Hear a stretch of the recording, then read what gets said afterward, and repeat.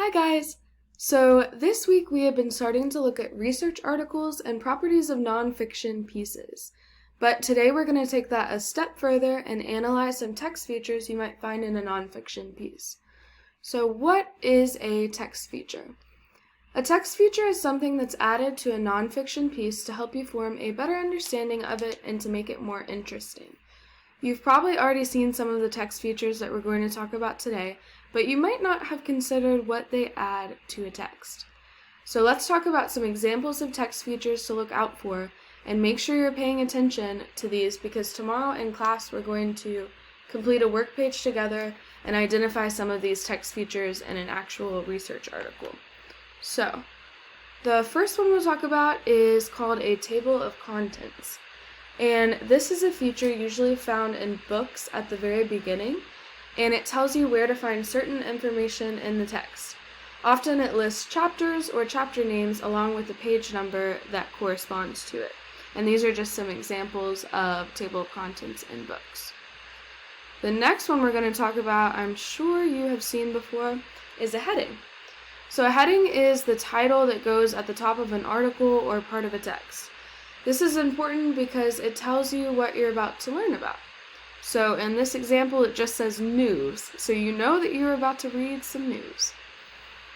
The next one we're going to talk about is a glossary. The glossary is found at the back of a book and is in alphabetical order. It defines important words in the book that the author either thinks might be new to you or may be important for your understanding of the book. And this, I included an example of a glossary. Another example is an index of a text feature. An index is a list of terms at the back of a book that tells you all the places within a book that term appeared. This is to help you find more specific information within a text, or it can help you figure out how many times a certain term has been mentioned. The next one is a photograph. So a photograph is a picture within a text of something being talked about. This is important because it helps the reader get a mental image of what they're reading about. Something that goes along with a photograph is another text feature, a caption. A caption usually goes hand in hand with a photograph and it explains what's happening in the picture. So usually a caption provides more specific information about something going on in a picture. The next one we're going to talk about is a graph. So a graph is used in a text to help the reader visualize a difference between important numbers in that text. For example, in a text where you're reading about different baseball teams, a graph might help you visualize which team has had more wins this season. So you can just look at a graph very quickly and understand the most important information about it.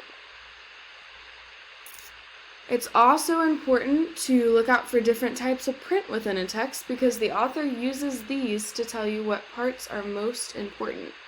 Sometimes an author will use bold, highlight, underline, or even put a word into italics. And that means they want you to pay close attention to the things that they have used different prints for. The next feature we're going to look at, and the last one we'll talk about today, is a map. So a map is used within a text to show where something took place, or to offer a better understanding of the surroundings in a text, or how the surroundings relate to the audience.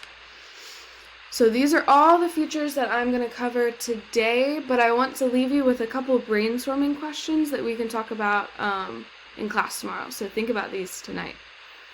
So which of these text features have you seen the most? Why do we need text features? And which of these stand out to you the most when you're reading a text? All right, that's all for today, and I will see you in class tomorrow. Thank you. Bye.